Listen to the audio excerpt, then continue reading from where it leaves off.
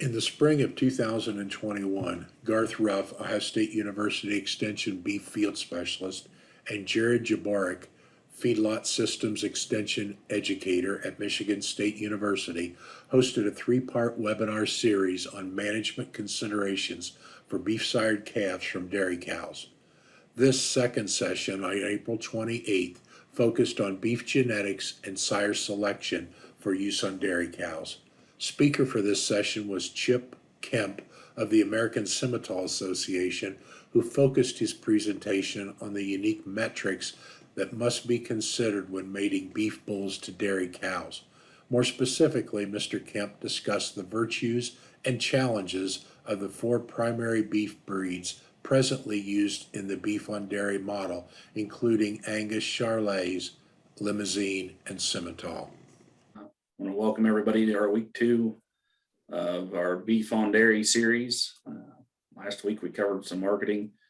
Today we're going to talk some genetics, and we'll let Jerad introduce our speaker here. Just as we did last week, I'm Garth Ruff, beef cattle field specialist here at OSU Extension. And what we'll do here today, like we did last week, kind of keep things informal. If you have questions, please utilize the chat question and answer box, and we'll allow our speaker to address those as time allows. About halfway through today's presentation, I'll put a link to a Qualtrics survey, similar to last week's, just to evaluate today's program and collect some information for those of you that logged on here today. Lets Jerad and I know how to adjust programming going forward for both Ohio State and Michigan State. So Jerad, if you want to introduce yourself and introduce our speaker. Thanks, Garth. I'm Jerad Jaborek. I'm the Michigan State University Feedlot Educator. And today we have Chip Kemp with us from the American Simmental Association and IGS as well, I believe. And he's going to be talking about genetics and sire selection for our beef on dairy matings. And with that, I'll let Chip take it away. Thank you both. I appreciate Garth and Jerad for taking the initiative and the effort of making these things happen. It's important that we still find ways to have these communications, even when we can't do them in the traditional format that we'd all like. And so we're going to just take a stumble maybe through some beef on dairy metrics that are valuable for all of us to ponder, hopefully for you all, certainly for myself.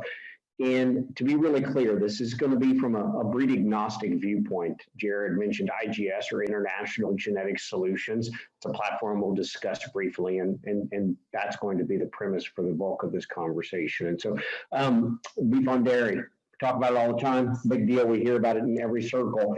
But there's a lot of things we need to dig into. First, gosh, for 2 decades or better, we've been talking about the concept of precision ag.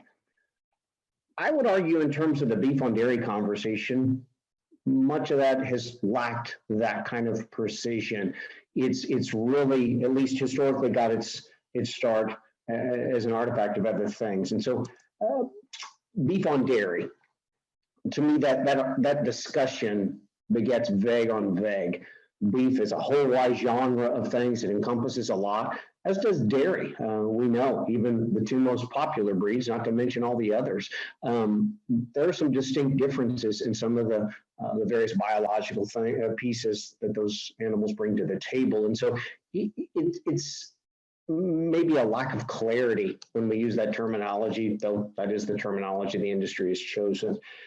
There's certainly distinct differences in the beef fundamentals, the terminal metrics, as it were, of Holstein and Jersey, and we want to recognize those. We want to balance the cow base that's being utilized, and so some things we just have to get on the table. Excessive carcass length is a significant concern when it comes to Holsteins. And that's going to play into some of our conversation as we get a little bit forward. And so we need to think about that from a frame standpoint. Even though maybe Holsteins frame-wise aren't as large as they once were, they're still pretty large. They're still pretty big. And that poses some challenges.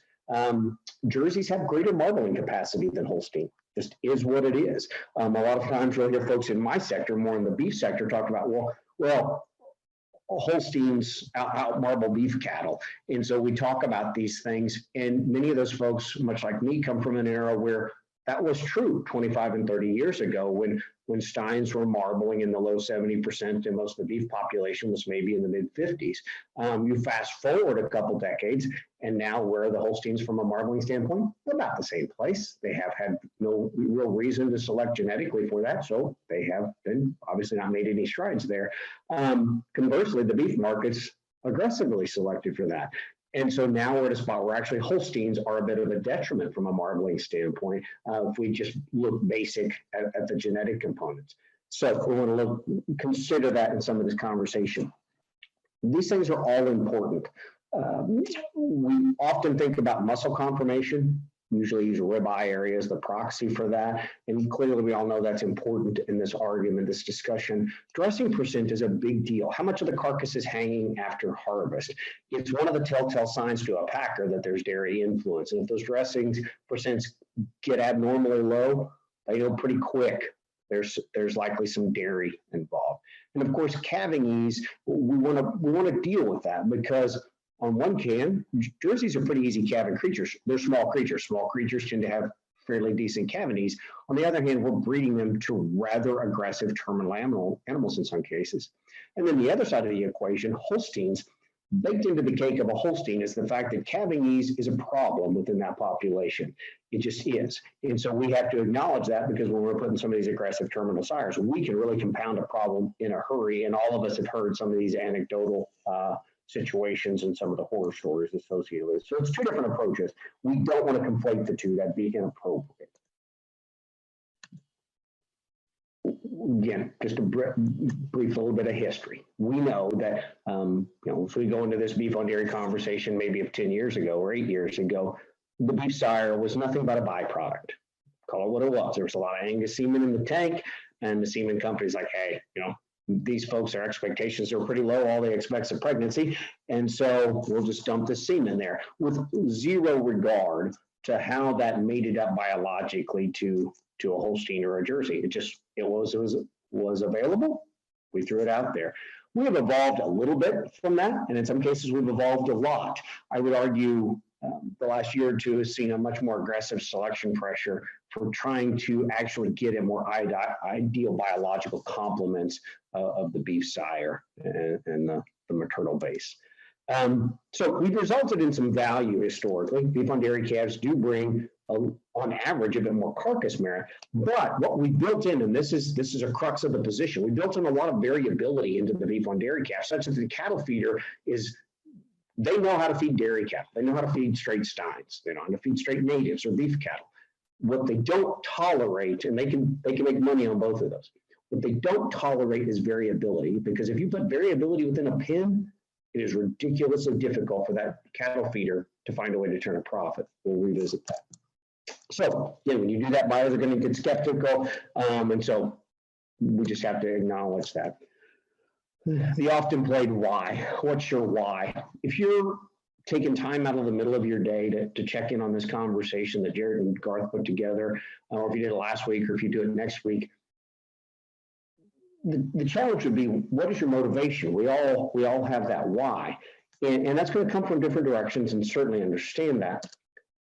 Here's what I want it not to be. If your why, as it were, is you need a silver bullet to solve this problem, or if you want this just to be easy and to be an afterthought and to not be terribly complex, well, unfortunately, I got nothing for you. If that's the goal, if you want this to be a silver bullet, it's just not that. What it is much in the same way that you all build a great deal of intentionality and forethought into the traditional side of your dairy business, the beef business takes just as much. And if the desire is to turn this calf into not just a blip now and again to bring in a few dollars, but to literally turn this into a long-term revenue and ultimately profit generator, then it's going to take intentionality. There is no silver bullet. So this whole deal here, it's just got to stop. This is a picture of an animal who lives in the Paladura Canyon, and it's cool. It's a neat little visual down there south of Amarillo, but if chance, and chance too often has been the way these things have been handled. If that's the model, or if that's the model you're comfortable with, and that's certainly fine, to each their own, it's going to be hard to commit to steady, predictable outcomes. Or again, to use other parlance that some of you might be familiar with, kind of good to great parlance, if you're familiar with that text. If not, you probably should be. What's your hedgehog? What is that thing that drives your business? What is it? What is the thing that you are going to be the best at? Maybe it's milk volume, maybe it's component traits, maybe it's cow production cost, maybe it's you are somebody who's really serious about adding value to your calves, whether it's because you're selling high-end Holstein or Jersey females to other folks, or it's because of the beef on dairy calf. Maybe it's calf value. But I would argue that maybe it should be something closer related to just profit per cow. And yes, no question, the traditional dairy aspects are going to be the driving force of that. But the more and more we can also tie in predictable terminal metrics, beef metrics for cow knowledge, we can actually get a much grander and a much more thorough picture of overall profit. It's likely that there are some who are remarkably gifted, some cows that are remarkably gifted from a dairy standpoint, but their ability to help in the generation of a beef calf is so low that it actually holds them back, and vice versa, of course. And likely the ideal cow is the one who is great from a dairy standpoint. Maybe she's not elite, but she's great, and still can produce a very valuable terminal calf. If we can do both of those things, we look at an overall profit from the enterprise standpoint, and that's arguably the hedgehog some of us should be thinking about. Just some business things. So just some very big picture stuff that y'all think about all the time before we dig into trying to define this a little closer. And again, from an intentionality standpoint, what is it that you're producing from this beef on dairy mating? And that might sound a little dumb. Somebody would say, well, Chip, that's a stupid question. You know what I'm producing? No, actually I don't. Because for some, all that you're really aiming for is a pregnancy or a lactating cow. Some just acknowledge this as a byproduct. Some at least go a step farther and say, well, it's a cost recovery mechanism. I've got a breeder, so if I can at least get some of that cost back that goes into that third round of semen and all that it takes, then maybe it's cost recovery. But then yet there are others when they say, what am I trying to produce? Some are saying, hey, I'm trying to produce a profit from a beef animal. So and again, I'm not judging which of these, that's to each individual operation's purview. To me, I think we do want to at least acknowledge the fact that there are different approaches to this. And so one of the things that happens, whether you're in the traditional beef space and I'm talking to a cowboy on the high plains, or if I'm talking to you all, there's always this tension between setting ourselves apart. And really a lot of times what that comes down to is, are we comfortable with a commodity approach? And I don't say these things, and there's no good or bad, or good or ill or disparaging. This is just the way it is.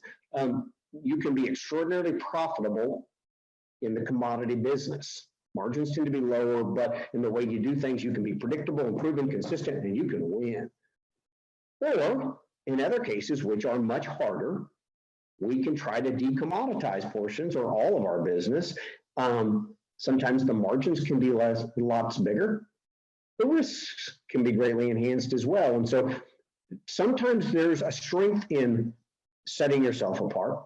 Sometimes there's a strength in saying, hey, there's a system here. Let's work the system and be perfectly comfortable working the system. And again, you just have to acknowledge from a business enterprise standpoint, what's your goal? Because it's going to affect some of the things that we need to talk about. And then of course, it's going to affect your marketing strategies, and one size doesn't fit all. We know that we're not all marketing our calves in the same fashion or the same way, or maybe we all are right now in a very similar fashion, but some of us would like to continue embracing that approach. Some of us might like to look for something slightly different. So what's the marketing strategy of the enterprise? These things, if they're not helping inform your genetic decisions, I would ask why.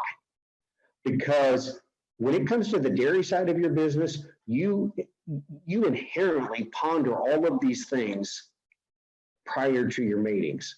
You're not just pushing a straw semen without forethought of these particular components and a whole bunch of other things. And so I would just throw that out there that this is the way we have to be thinking if we're going to actually be successful in the beef on dairy space, or if we're just going to take the outcomes as they fall in our lap.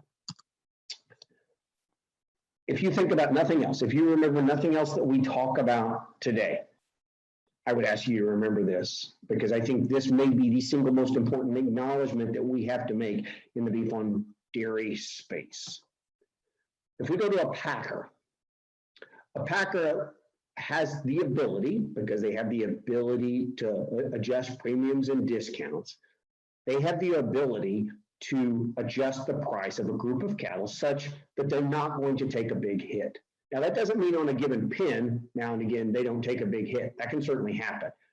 But they have a mechanism then to quickly change how that impacts them so that they can avoid taking that blow on a consistent basis.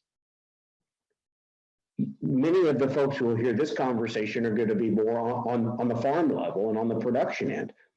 And unfortunately, and I say this totally sincerely, unfortunately, for the most part, the bar has been set so low that the man or the woman on the dairy hears, hey, it'll cost me $6 or $7 a straw to make this beef on dairy calf. Yeah, I'm not going to get much out of it, but I got a pregnancy. And so life moves on. And the bar has been set no higher than, hey, I'll give you a few bucks. Hey, can you breed a cow for me? What a shame. We should have a greater expectation, especially in the folks in that space, of breeding those calves. These folks are AI companies. That's what they do. That should be a base level expectation. We should be able to expect a great deal more as we're trying to add value. But the reality is, in many cases, we haven't. And so we have a packer who can essentially control their lot a little bit. Folks on the other end of the spectrum who've grown to expect so very little that they tolerate almost anything. And then you have the folks in the middle. And the cattle feeder gets hung because we, on the production side, continue to harp at them that, hey, we're making more, we're making better, we need more, we need better, we need more per head for these calves. And as they try to pay up for these beef on dairy calves, here's what happens frequently. And you all hear these horror stories all the time. They'll get a group of calves, and the top 25% of those calves are phenomenal, phenomenal. They are on par with native beef cattle in terms of their ability to be profitable in the traditional beef business. No concerns. The next 25 are just tolerable, but we'll live to fight another day. The next 25% are not very good at all, and almost baked into the cake is a loss. But then you get that bottom 25%, which is synonymous anymore with the infamous Black Holstein, and those calves are wretched. They're essentially Holsteins in the way they function, which would be okay if the buyer knew he was buying a lot of whole Holsteins because he could budget that in. He knows how to budget that in. But when he paid a premium up for a beef on dairy calf and he gets that, and the packer says, well, I'm only taking those with a Holstein basis, he just bled. He just bled in a wicked fashion. And so what's his likelihood the next time he sees a beef on dairy lot? He's not going to pay up. At least certainly not to the extent that he has, because he has to account for that variability. It's the one thing a cattle feeder cannot tolerate. And so if you think of nothing else, remember, our ally in this, in making this sustainable for all of us, is to listening and hearing to cattle feeders and how we scratch their itch just a little bit. They need this. And no matter what you predict, whether they're whether they're day olds or they're feeder calves, or you're somebody owning them all the way through, or it goes back to the traditional side of your businesses on the dairy side. You all know this. Without these things, we don't get profitability. And yet in the beef on dairy conversation, we've ignored most of these things in mass and pretended like there's just some mythical value in these calves that may or may not exist, but it's certainly not going to materialize in terms of dollars. So I'm just going to review a couple things that certainly you all know better than I do. We can add value in different ways. This is the traditional approach, commodity approach one, I'll call it. And that's, we're going to sell these calves shortly after they're born. Maybe it's the next day, maybe it's the next week, but they're going away pretty quick. And so what's important here? And this is where most of us are going to be at. Most of the folks listening to this are going to say, yeah, Chip, I want a consistent dollar figure, the consistent dollar figure that I can have faith in, that works for my operation. And I want to be able to move those calves pretty quick, get them out of my hair. They're not in my wheelhouse. I want them gone. Understood. Makes good sense for a lot of operations. The things I'm going to challenge you with is if you're settling just for fertility, which again to me should be baked into the cake, or just making a black hide. No, without building the right kind of terminal genetics, there's not going to be a long-term pull-through for your calves. The one thing that is known in the beef business, and you all probably know this too by this point, is buyers of large groups of calves, they keep records on all of us at a high level. Smart business. They need to know if we bought a set of calves, did it work or not? And believe me, whether you know it or not, if you're moving any number of calves at all, even if they're going through calf ranches and getting all mixed up, trust me, if your calves don't work terminally, you're going to pay the price. They are going to identify them eventually. So even if you're selling them off the farm and day one or week one, having measurables that you can provide that show terminal metrics gives you value. Another approach that is gaining steam, it's gaining conversation. And that's folks, as they see that there's becoming a reasonably large trade on a consistent basis of dairy cross feeder cattle. And when we see groups like you can see in the middle there, I referenced Superior Livestock Auctions, I could reference others. But Superior is the biggest player in the feeder calf market in the United States by a lot. The second's not really even close.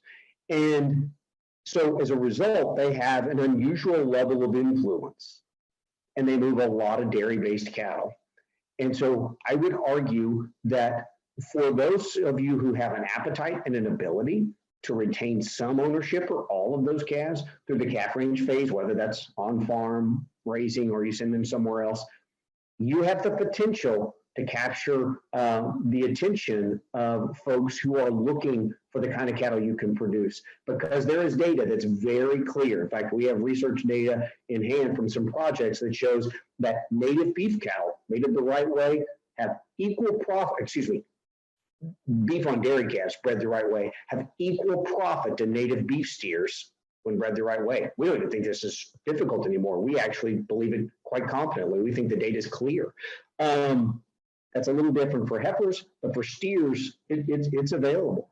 And anytime we sell a dairy influenced calf in this business, we just have to acknowledge it. Anytime you sell one, somebody's going to take some meat off the bone. They know it's part dairy. They know they can. They know they can. And so the longer you can own these calves, the more you can lessen that and the more you can capitalize on the benefits of the traditional beef business at large. We can use tools. Again, I reference one here like the IGS feeder profit calculator, which is a terminal metric tool. We'll talk briefly about it later. I'm not going to go into a great deal of detail in this call because we're somewhat limited in our time span, but it's a free service that gives you third-party views of the terminal metrics of sets of calves, including partially dairy calves. And it gives you metrics to prove your point based on credible genetic knowledge. Now, this is the one that more and more folks from the dairy side are tapping into, though I realize it's a scary step. And that is what I'll call commodity approach 3, which is owning those calves to the end. The reality is if you're building the right kind of cattle, as I said a moment ago, anytime you sell a partial dairy calf, somebody is going to try to take something out of the equation. They're going to try to pull something back because they can. So if you don't give them that opportunity, meaning you own those calves all the way till they're harvested, and at that point, they get paid on their merit. It's the only point in the beef on dairy space where you're really totally, fully going to get paid on your merit. And I think the data is abundantly clear. We can make beef on dairy calves whose merit is more than good enough, and in many cases, quite stellar relative to the traditional beef business. But this does require some added risk. There's no question about it. Sometimes this doesn't mean that dairyman or dairywoman is going to feed them there on the place. They're going to send these off to folks who are experts at this, in the same way you all are experts at your business. Let experts do what they do in their business. But if you do that, these cattle can take advantage of the premium and discount structure in the current beef business, and if handled appropriately, have proven themselves to be very, very successful, in particular the steers. The heifers are a bit more of a challenge, but sex semen helps solve a lot of those kind of concerns. Also note that if you have an interest in at least exploring this, even if it's on a small scale, one-shot deal, you don't have to feed 500 or 600 calves at a shot to determine if this works. You can, certainly can, and there are people who help you do that. But if you said, I'd rather just feed 75 or 100. Okay, there are folks who can help you do that. And in some cases, even smaller numbers than that. And by the way, they will front you the bulk of the money in many cases. Most feeders now have the mechanism whereby they will help front, in some cases, up to 75% of the value, so that you all just deal with any profit and loss stuff out of that quarter, that 25%. So you're not sitting idle waiting for the revenue that you live on. And so it isn't one of these zero-sum games where folks say, well, I can't do this because I defer all of my revenue for a year and a half. No, that doesn't have to be the case at all. So this also gives us the informatics, the feedback loop that's going to allow us to make smarter decisions. It gives us a chance to take advantage of these pieces. We don't have to, if we use this commodity approach to feeding cattle, we don't have to invent new metrics, new machines, new complicated programs. We're just smack in the middle of the beef business. And I would say some of the programs that exist in the beef on dairy space, while very successful, many of them are very successful, they don't position themselves square in the middle of the beef business.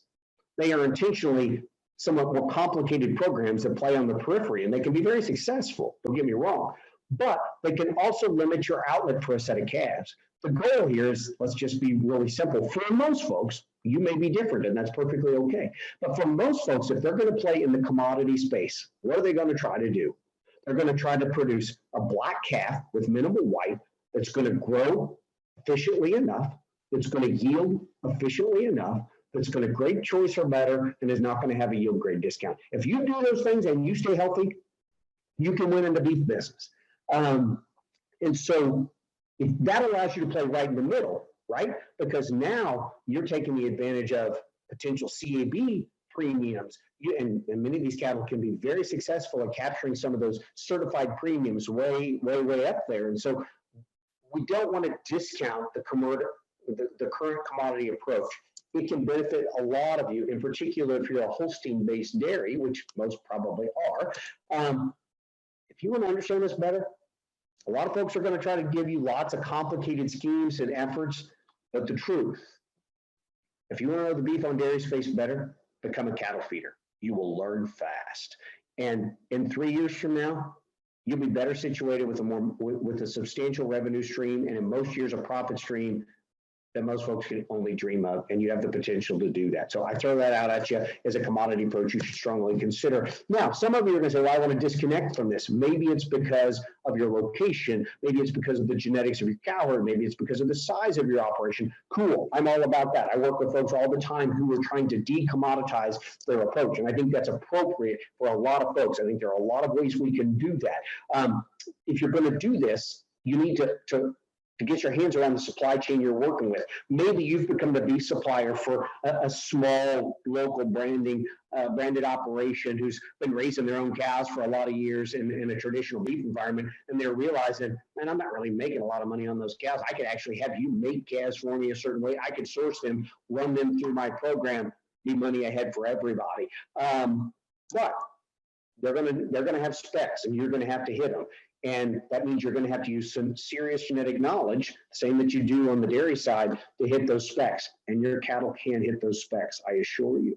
The other nice thing about what you all bring to the table relative to a conventional beef business is because you are mating year round, you don't have the seasonality that's associated with the traditional beef business. And so you're, especially for some of these smaller supply chains, you better align from a just-in-time business model where you can be providing more appropriately sized finishing groups on a more regular basis. In certain supply chains, that can be much more attractive and much more appealing than trying to figure out a way to manage groups that are really just two different groups. They only come twice a year, but you're trying to get some early and stretch some late. You all have the potential to be much more at 12 o'clock on a more regular basis than the traditional beef business in certain regards. And so if you're going to decommoditize yourself, you want to embrace that. It's an opportunity. But anytime you try to build something new, this is not anything novel for anybody in this call. It's going to take a lot more work. It's going to have a lot more sleepless nights, and it's going to have a lot more potential and a lot more risk. A couple things to ponder, though, about some of these supply chains. Low choice is the new select. So if you're out there thinking you're going to shake the world up by producing low quality grades, I'm guessing you're probably not thinking that, but that isn't going to happen.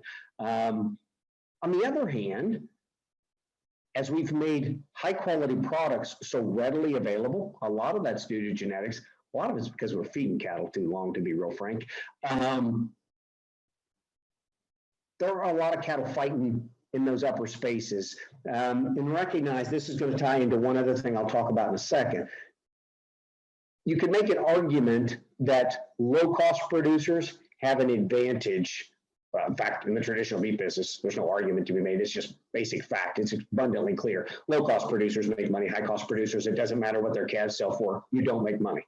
And while your business model is different, there's still some similarities. And so if we can acknowledge these things before we start making genetic decisions, we can be money ahead. Recognize anyone can sell steaks. Doesn't take any skill in the beef business to sell steaks. It's the rest of it. You all also have a story. So I'm going to jump through some of this pretty quick. You can go back and review these after this comes out as a recording, but we need data and facts. So I work with a group called International Genetic Solutions. It's the largest multi-breed genetic evaluation on Mother Earth. We work very open arm with any and all comers. Our job is to essentially provide genetic awareness for any and all beef cattle on the planet. And one of the things we do that frankly nobody else has a good handle on is understanding the crossbred terminal calf. We also understand the crossbred maternal aspects, but that's not relevant to this conversation. The crossbred terminal calf. And that's where myself and you all converge, because in this conversation, you all are beef producers. You all are making a crossbred terminal calf. That's our specialty. So IGS, what is it? It's a tech company, just like so many of the other firms you work with in your business. We use millions of data points to try to give the best genetic tools we know how to do. That's our job. Those tools manifest themselves in different ways, mostly in the form of EPDs and indexes, indexes being the more appropriate tool in most cases. The feeder profit calculator is one that's used very much in this kind of conversation because it puts dollars and cents on terminal metrics of feeder calves. So we know this, there are roughly 4 or 5 breeds of relevance in this conversation of beef on dairy. And because we collaborate with any and all, we're going to leverage our IGS data. It's a massive database and it's remarkably good. And we have contemporary group structures that allow us to glean a lot of knowledge. We're also going to use USDA Meat Animal Research Center, our MARC data, kind of the gold standard in historic breed comparisons. Constant research coming out, most of university stuff, but not always. And then there are other even associations that are not necessarily a part of IGS, and that's not just in the United States, it's a global outfit. And so we're going to leverage that data when it's available as well. And so when we look at that, we're going to talk, there's 4 breeds of relevance. And before we start talking about those breeds, I want to acknowledge there's probably another breed or two. Wagyu, for example, is one that's getting a little bit of a following. We'll see there's some metrics there that in certain environments, that's going to be pretty productive. In other situations, it's probably going to be a challenge from a profit standpoint, but we can talk about that on another day. We're going to focus on the 4 big ones and just throw them out there real quick. And we're going to stay kind of high level, then I'll let you ask questions. Angus, clearly, large supply. That's a huge benefit. They marble like crazy. It's a huge benefit. They grow like crazy. It's a huge benefit. Things you may or may not know if you're not super tied to the beef side of things. Angus genetics have changed a lot in the last 20 years, a lot. They used to be a pretty moderate sized creature. They used to be, from a cow standpoint, pretty low maintenance. They have de facto become the terminal breed in the beef business. And I say that because they sire the bulk of the calves by their level of influence. And that means the bulk of the calves that die are sired by Angus bulls. So by definition, then you're the terminal sire. But then they've also selected probably the most aggressively for straight raw terminal metrics. And again, it's not an observation, it's not a good or a bad thing, it's just an observation. So at first blush, there are going to be some things that make you go, that makes perfect sense, and they should align very well in this. And they do to an extent. There are still some challenges. Angus cattle are British, and British cattle tend to have less muscle mass. And so they're smaller RA or ribeye area. And they are the largest beef breed in the business at present.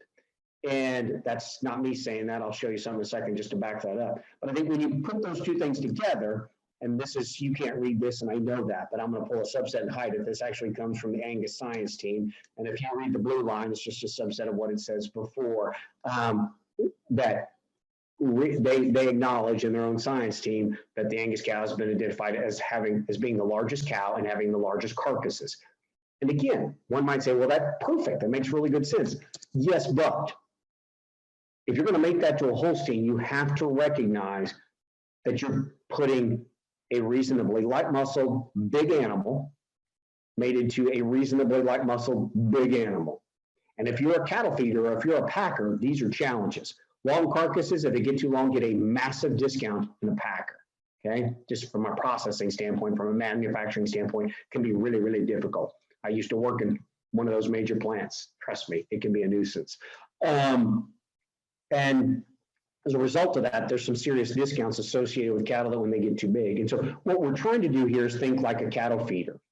And a cattle feeder needs flexibility and some level of nimbleness. And when they start to get to certain upper weights, when they're flirting well into the 1,500 pounds at live weights and beyond, they have to wonder about not only carcass weight, but in this case, actually carcass length. And they are exposed to a lot of pain. Now, most of the time, some will say, well, yeah, but, and I agree, yeah, but most of the time those calves are stunted at a pretty early age because they are on high carbohydrate or high energy diets. But again, think like a cattle feeder. Certain times, maybe it's only 1 out of 10 times, for whatever the dynamics are in the business at present, they have to cheapen up those initial gains. And as a result, they may have to back off of the energy. They may not stunt those calves as quickly. Now, long-term, they're facing some serious size issues. It's a risk-reward issue, and we just have to manage mature size or ultimate size in some of these half Holstein steers, and that could be the challenge from the Angus perspective. Charolais, excuse me. High ribeye area, they're heavy muscled continental cattle, loads of growth, lots of retail product and retail yield. Those things are very appealing, and cattle feeders love feeding char influenced cattle. But again, certain problems don't present themselves in the beef business. Carcass length is just not a problem in the beef business. Just doesn't exist. It's rarely even mentioned. But if we're putting these on Holsteins, we have to recognize these cattle, along with their own genetics, much like Angus, along with heterosis, we're going to get some big carcasses if we're not careful. So we have to be really, really cautious about that. The breeds we talk about, Charolais struggles from a marbling standpoint. And in an era where marbling is king, some of that may be overblown, depends upon how you interpret the data, but no question, marbling is a big factor in our business, and nobody's looking to go backwards on that front. An animal that tends to be a bit of a detriment from a marbling standpoint can be a challenge. So you combine the marbling concern, the frame size concern, and then the other component depends upon how you're marketing your calves. If you're in one of the systems where color isn't a big concern, then not a big deal. Color, it's just color. On the other hand, we have to be honest, if we're trying to expose ourselves to the open market, the reality is, for good or for ill, black hides tend to bring more money in today's world. Maybe that changes 5 years from now, but it doesn't look like it's going to change anytime tomorrow. And so as a result, we can't ignore the fact that when we take the black off an animal, and that will happen consistently with chars, they turn into kind of spotted, smoky animals, as you're probably familiar. We lose our ability to capture some of those hide color based premiums. So we want to acknowledge that. The Limousin population probably the base for most of the value-added programs in the beef on dairy space. A lot of ribeye, a lot of trimness and cutability, though admittedly dairy cattle don't get terribly fat, so the cutability issue is less of a concern. And they're pretty moderate in growth and size. Now that's a double-edged sword. When I say moderate, that can be a good thing because they can align reasonably well from a frame size standpoint. However, they do tend to be one of the lower growing, actually, of the group we'll talk about. Using IGS data, they're the lowest growing of the group that we'll talk about. And feedlots make money on efficient growth. And so there's always this balancing act, and that's a challenge. Again, like Charolais, they struggle from a marbling standpoint. That is not a strength. And they have a smaller genetic pool than at least two of the breeds we'll talk about. And you might say, well, what does that matter? Well, just like you all know, when you're traditional business, when you start getting locked into a particular channel, you need that variability. It's variability in your base seed stock population that allows you to stretch and move the biological curve. In smaller populations, it's harder for them to do that. We know why Limmies are popular, mostly because of the very solid marketing programs that use their genetics, and those are very well respected. They're high on jerseys, and they work really well there. The question is, do they have enough marbling to keep a Holstein in check? And also be cautious. A lot of time we'll hear folks, well, we need to put these big old tops in these cattle, or some buyers talk about, well, we need big backs, big groin eyes, big rib eyes in these cattle. Realize we don't need these massive tops. And in fact, I can give you some very painful examples where I've went through with dairymen or feeding their cattle, and the person selling them the semen convinced them to breed just purely for big tops.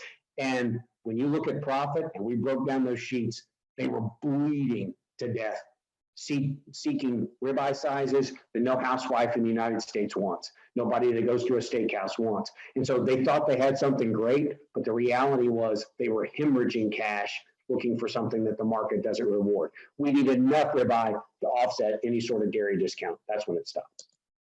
And then the fourth of the breeds would be the Simmental or Sim Angus populations. Again, they're continental, so they have a lot of ribeye. Again, they're probably not quite as high cutability as the other two, but still pretty high cutability relative to Angus. Again, I told you that's really not a big issue here in the dairy space because your breeds tend to be pretty lean, so that's not a major concern.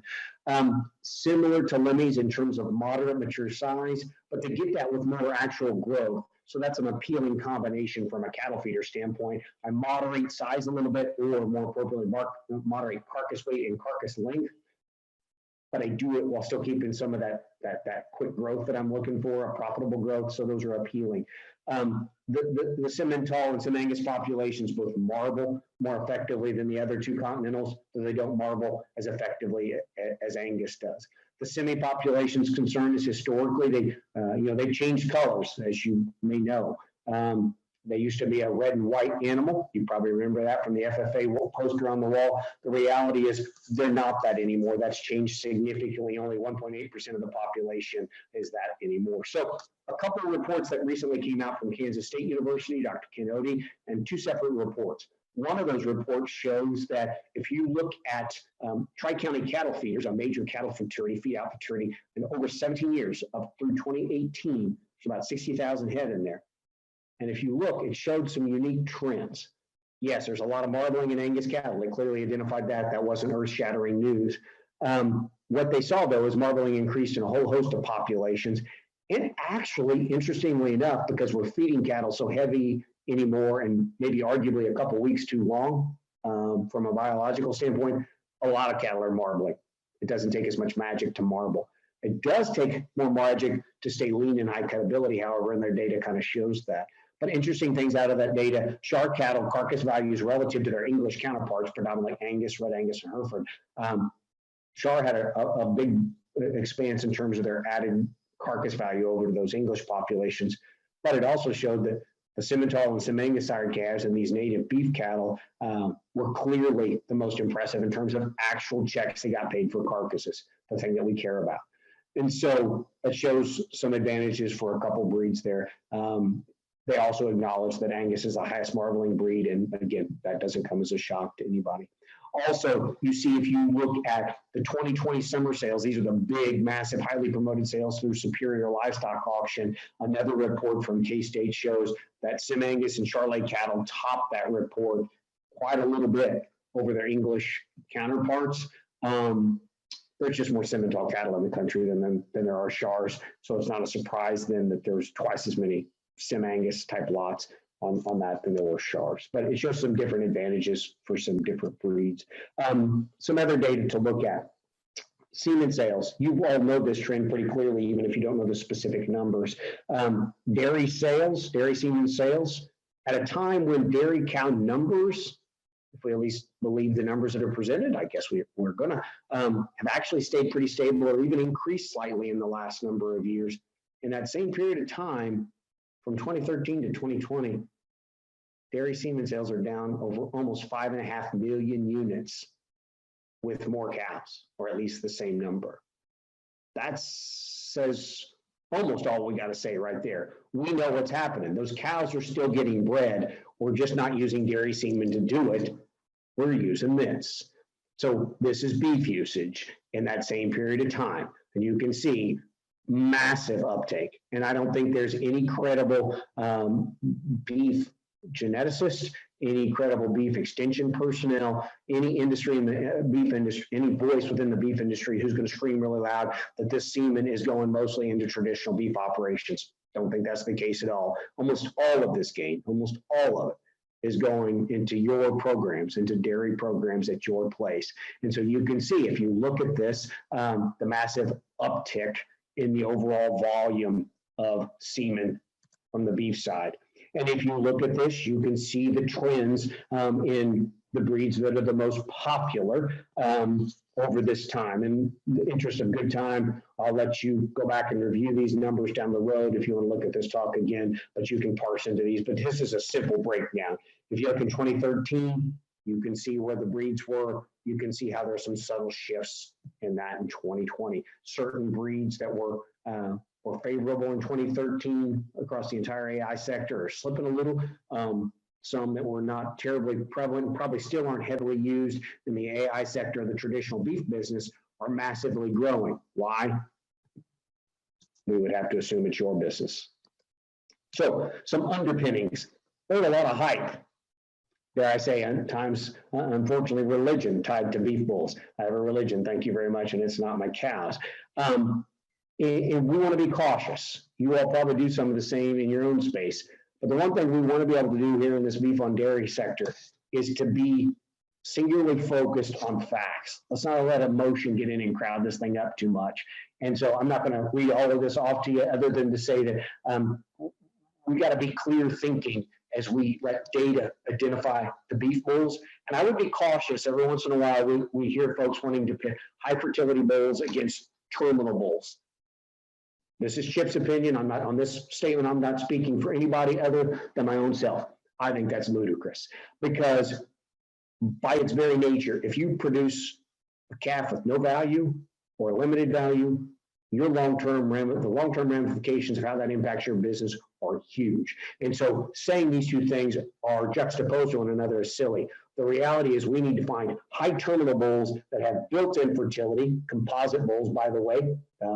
Crossbred cattle are just more fertile. It's just the truth. And so we need to combine that fertility with terminal metrics without ignoring calving ease. It's crucial to your business, and those things cannot be ignored, not only for the level of difficulty getting that calf on the ground in that moment, but the level of subclinical dystocia that you experience for a week or two after that has an impact on lactation. Those who say calving ease doesn't matter just because a Holstein's a big cow, I think they are completely wrong. I think the data supports that that's just a wrong-headed approach. Yes, can a Holstein have a big calf? Yes, she can. There's no point in pushing the envelope too far, however, because clearly a dead calf's not profitable at all. But more importantly, even if she has it, the stress on her producing ability in the coming weeks is negatively impacted. We need to be sensitive to calving ease for you, your staff, and the cows. I'm just going to talk about one example of how you can use data and put it to work. So some of you may be familiar with a relationship we have with the Holstein Association, Holstein USA, and using data to complement that cow base. scouring the industry at large, really narrowed in. And this isn't a wholesome talk. There are plenty of ways you can get online and get information about this. But essentially, it's an index. I told you early on, indexing is the right way to go. That index is based off of this feeder profit calculator tool, and then we have to make some adjustments for some of those pieces that are just unique to the beef on dairy model. They're not a concern in the traditional beef business. Those are cavities, ribeye area, or muscle, and carcass length. And again, what came out of that, again, not to belabor this, you can get this information in a lot of places, is we identify the population that seemed to be the most appropriate for this outlet were Sim Angus cattle of a certain type. And again, a certain type is not necessarily a point for this conversation today. It allowed to get much more precision, agriculturally focused on that population of cows. And so some just basic opportunities, I think, as you all are going forward, that you don't want to forgo these. I think these are crucial. You have the ability to have a product that's far more consistent than many in the traditional beef business just because of environmental variation. And so don't lose that. You have some traceability things that can really be an advantage for you. And when it comes to being laser focused on how do you appropriately fit terminal metrics in your population, it's a true advantage. You don't have to consider, outside of cavities, of course, any maternal components whatsoever. So it gives you back that precision ag approach. And if you do that, you may find bulls that are maybe similar to the wholesome approach, or maybe they're a completely different set of bulls altogether. Depends upon the business model that your company works in. And the last thing I'd say is be intentional. You have a valuable asset in your semen rep that comes to your place on a regular basis, absolutely. But also, don't defer all of this to them.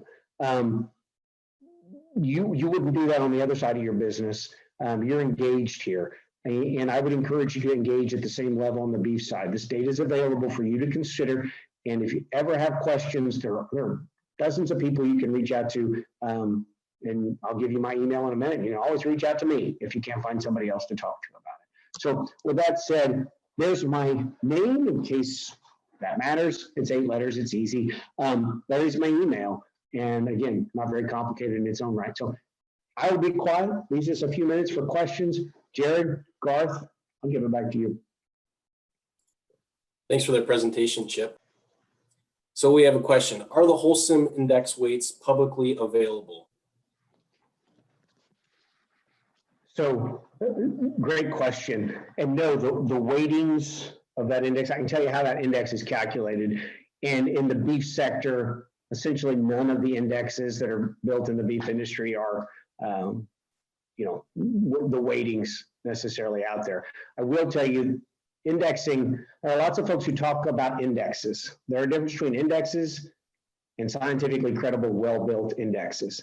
And I would encourage you to work with folks who understand that an index has to have a number of good pieces. One, it has to have the appropriate inputs. And that is something that tends to be discounted in a lot of indexes. A lot of indexes tend to be solely output related. If you don't worry about the inputs, the cost of getting there, or the salvage value of animals, or things of that nature, the index is not all encompassing. It's not robust enough.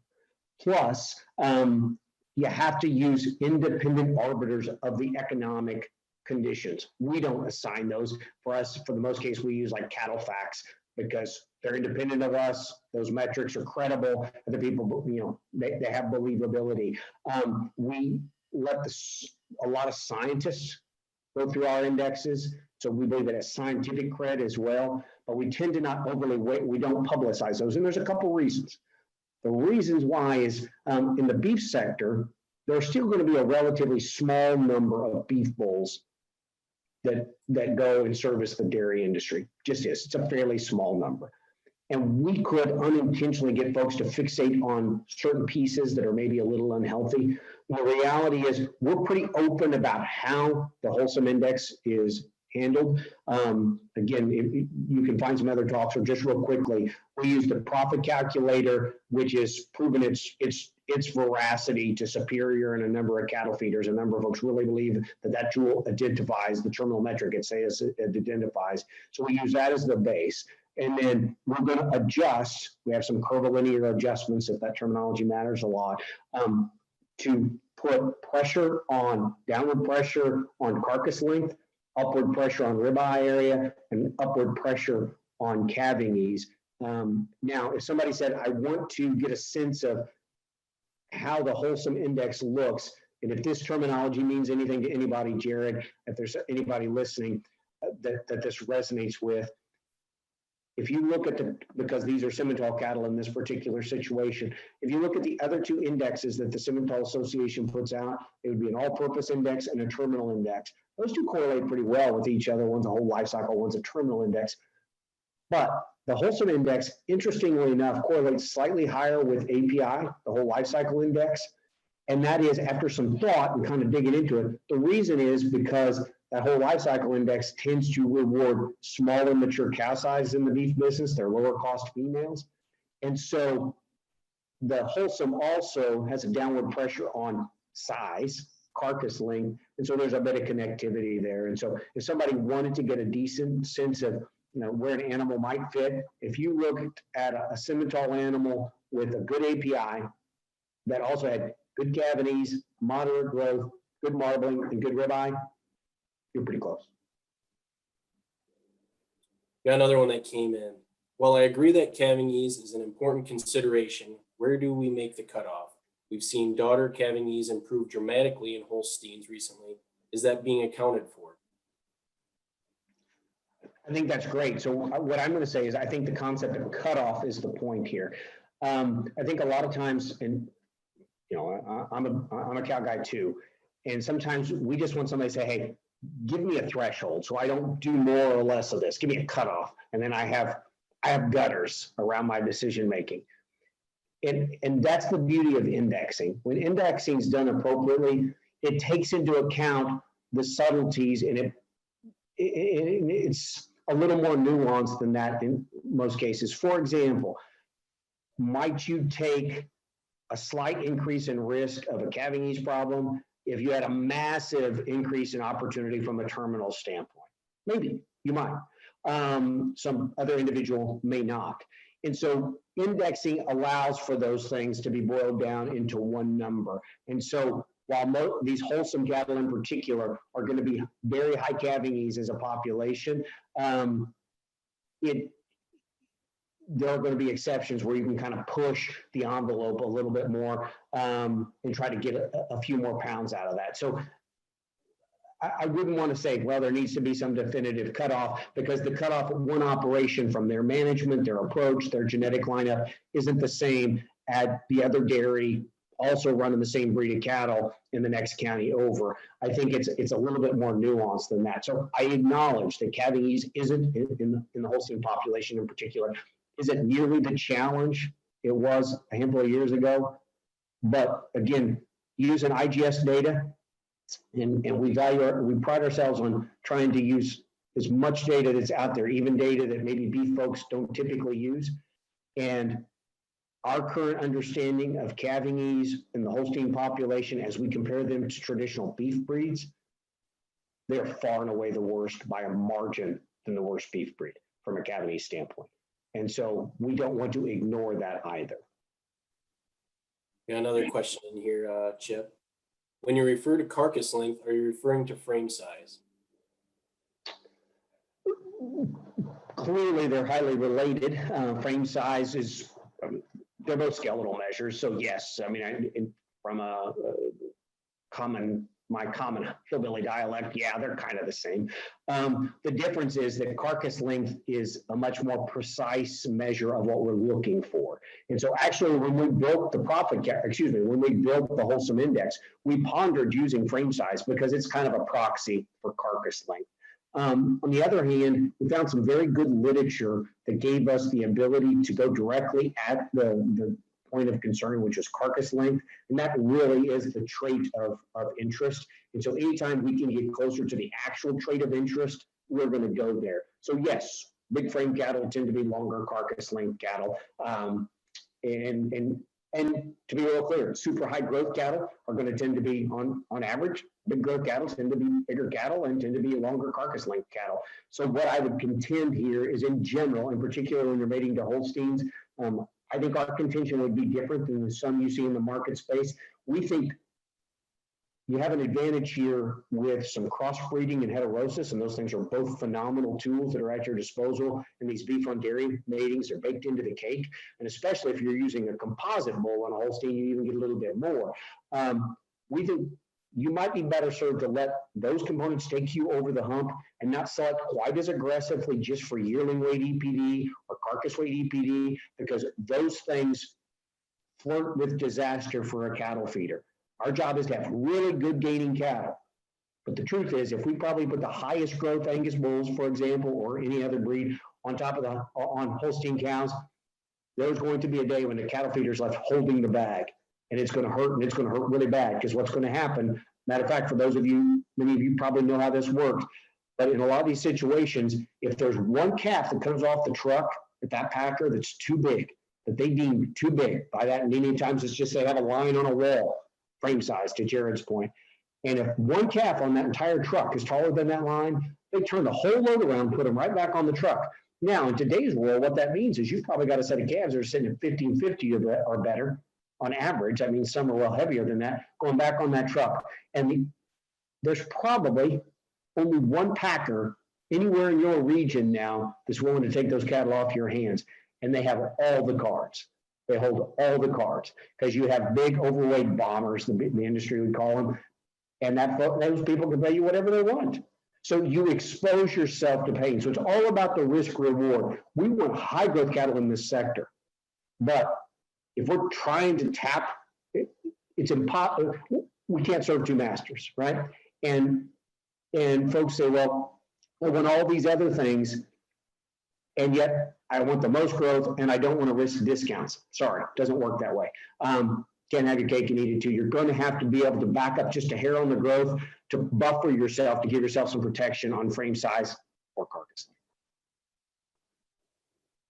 If you have additional questions you don't want to ask here, you can feel free to reach out to Garth or myself, or even Chip. He had his contact information up there.